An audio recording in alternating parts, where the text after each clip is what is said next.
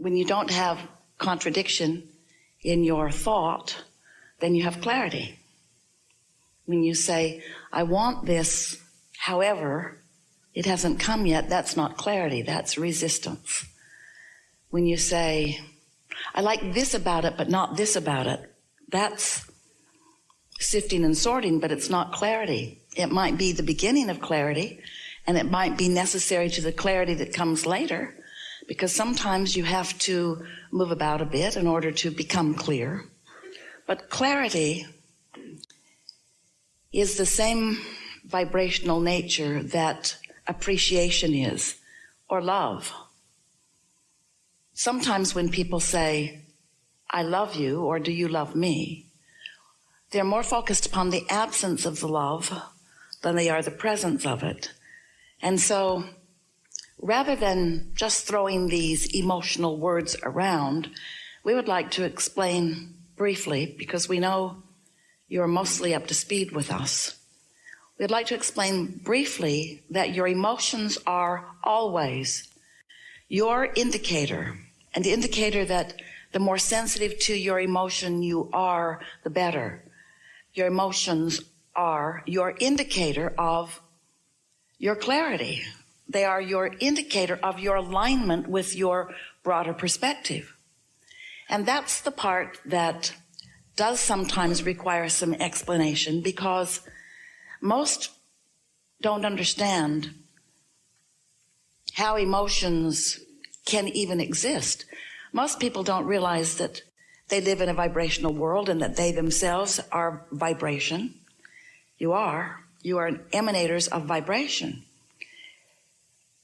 But you are also, just to complicate it a little more, you are also more than you sitting here in this body. You are source energy at the same time that you are you sitting here in this body.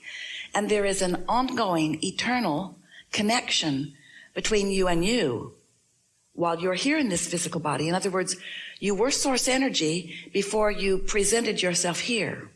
And even though a part of who you were as non-physical energy did come into this body, the larger part of you remains as that source of the energy that is you. So that non-physical part of you, sometimes humans refer to that part of you as your soul, and we think that's a perfectly fine label.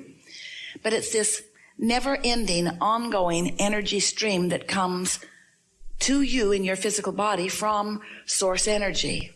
And so that part of you is active and present and aware of what you're thinking about in any moment you're thinking about anything. So the easiest way to say it is when you are having a conversation with someone, and in that conversation you have an opinion about something, your inner being is involved in that conversation too and has an opinion about it. And your emotions are the alignment or resistance, the sameness or difference between how your inner being feels about whatever it is you're focused upon in the now and how you feel about it. It's important to understand that even though your inner being is what you want to call non-physical, because you can't see or hear or smell or taste or touch that, your inner being is still present in the now. It's like Esther remembers the first time that they went to Australia. And it was very odd to call back to the office because it was yesterday back there. And Esther would say to them, well, we're living your future and you're going to like it when you get there. But of course, it was all now. It was all now. She was pretty sure that she was talking in real time to those who were back at the office. And so we want you to focus the same way about your inner being. Your inner being is focused in your now. And the emotion that you feel is about that vibrational variance or not. So when you feel clarity, you're right on vibrational pitch with your inner being. When you feel clarity, you're right there. When you feel confusion, you're looking at something different than your inner being is. When you feel love, you're right there with your inner being. When you feel hatred or anger, no. When you feel stability, yes, same as your inner being. When you feel unsteadiness, not the same. And so your emotions will help you to know. We think it is an important thing to know because it would be like having all of these resources of love and knowledge and not utilizing them. Just say, no, I'm out on my own. I'm out on the raw and ragged edge on this. It would be like knowing things that you deliberately don't focus into being just because you thought you'd wing it. It would be like getting in your car and putting blindfolds on and say, I've driven to work for 10 years. Surely I can make it without looking where I'm going. It would be like getting your toaster on your counter in your kitchen and putting the bread in it, pushing it down, but refusing to plug it in. I just don't think I need that extra bother. So you go through all the motions, you still carefully take the bread out and unwrap it and put it into little slots and push it down and wait and wait and wait. But you don't get toast. You get bread. And so we know it may seem like a silly analogy, but from our perspective, that's how a good number of the people of your planet are living. They're not plugged in. They're not tuned in, tapped in, turned on. They are not utilizing the resources. And it isn't because they don't want the clarity or the guidance or the help. It's that they have forgotten that they are vibrational and they don't know what their emotions are telling them. And here's a big reason. Most are reacting to a condition rather than choosing the way they mean to feel. So these are the things that we like to talk about with you because we want to help you to find that steady place that is really you. We want you to focus the fullness of who you are into your conversations, into the things that matter to you. Because while you may not remember it, you are a powerful creator.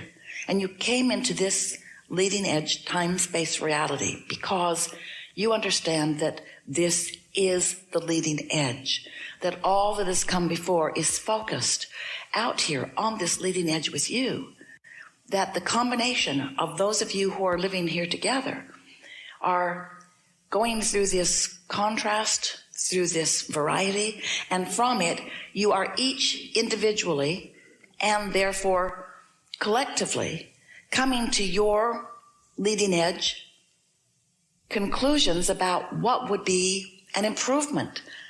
And even if you don't speak those words, you launch those vibrational rockets. They emanate from you constantly. And those vibrational rockets in this vibrational atmosphere create a vibrational reality that really is present tense. It doesn't seem like it's present tense to those of you who are translating through your physical senses because this early rocket of desire hasn't manifested. It hasn't been translated by you or realized by you through your physical senses. But it exists and it is real time. It is now. But from your perspective, there is more that will happen with this desire that you have given birth to before you can see it or hear it or smell it or taste it or touch it, before it is mature enough, maybe, but mostly before you are of the vibrational frequency of readiness to see it, to see it. A woman told us a story last weekend. She wanted to come to this gathering, didn't have the money to come, either to travel or for the ticket. But she really wanted to come, so her desire was in a clear place. And she didn't let herself get discouraged. She talked about how she kept wanting to come and believing that she would while not knowing how. Now you see, that's a perfect vibrational stance, to hold a desire without weakening it with doubtful thoughts.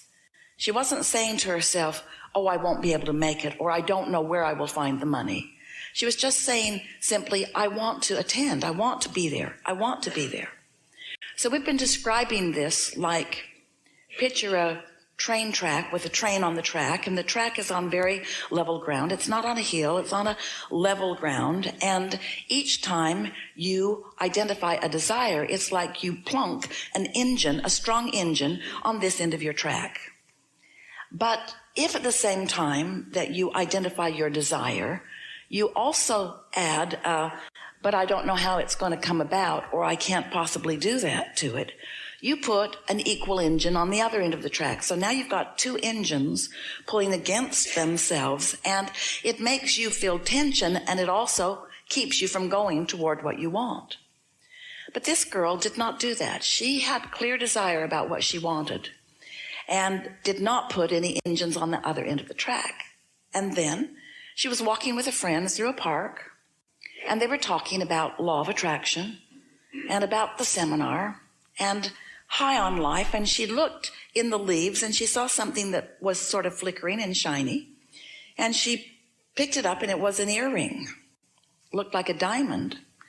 And her friend said, "Can't be real. Look how big it is. It can't be real. It must be a CZ diamond."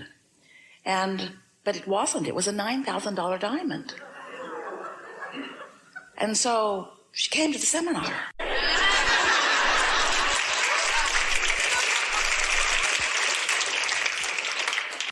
At the same seminar, another girl is explaining to us that she also wanted to come. Couldn't figure out how she was going to get here. We were in Chicago because she was in a different city. But a friend of hers hooked her up with some standby tickets. And so she went to the airport in her city, and this friend had managed to get her to be able to go through the security the fast way. And so she was feeling very good, and she went to the gate to get her seat assignment, but that flight was full, and since she was flying standby, she didn't get on. But she was still believing that she would, and so then the next flight came up, and she is still flying standby, but she didn't get on. And so now she is beginning to wonder. She calls her friend who's in another city, just getting ready to board her flight, and she says, "Well, so far I haven't gotten on." And her friend said, "Well, maybe you could fly to New York, because there are more flights from New York to Chicago. Maybe you could fly to New York, and then you could get to Chicago." So she went to the service center, and she is asking if she might fly to New York so that she might be able to get on a plane there. And the new ticket agent said, "Where are you trying to go?" And she said, "Chicago." And she said, "Wait a minute, I think I've got a plane going there. Hold on, let me look." And she had a plane that had just come out of service or something and was going to Chicago. And so she said, "I can get you on." So the girl went to the gate, got on the airplane, and she was the only passenger on the plane. She said the flight attendants were all there, the pilots were all there. So the flight attendant stood right in front of her and did the safety announcement to her. And then the pilot came on the intercom and said, "Ma'am." So she managed to get a private jet to Chicago.